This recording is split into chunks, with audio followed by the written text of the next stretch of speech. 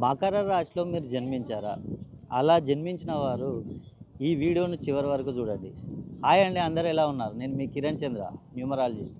ఈరోజు నేను పల్నాడు జిల్లాలోని కోటప్పకొండ ఆ పరమశివుడిని దర్శించుకోవడం జరిగిందండి. చాలా అంటే చాలా అద్భుతంగా ఉంది. మీరు కూడా ఒక్కసారి వీలైతే ఈ అధిక జ్యేష్ఠ మాసంలో స్వామివారిని దర్శించుకున్నట్లయితే మీకున్న సకల కష్టాలు, నష్టాలు మొత్తం తొలగిపోనున్నాయి. మకర రాశిలో జన్మించిన వారిని కనుక చూసుకున్నట్లయితే వారికి ఏలినాటి శని అనేది పూర్తయింది కాబట్టి వారికి ఉన్న సమస్యలు మొత్తం తీరిపోతాయి.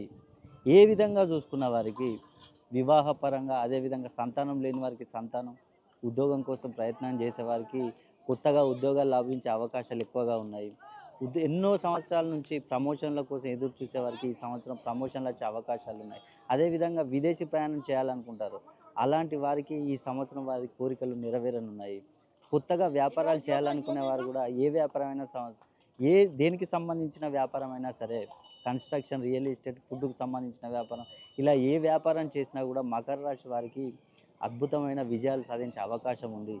కాబట్టి మీరు మకర రాశిలో జన్మించి మీకేమైనా సమస్యలు ఉన్నట్లయితే మీ పేరులో దోషం ఉన్నట్టే. ఒక్కసారి మీ డేట్ ఆఫ్ బర్త్ నాకు పంపించినట్లయితే మీ పేరులో సంఖ్యాబలాన్ని పెంచి మీకు మంచి కరెక్షన్ ఇస్తాను.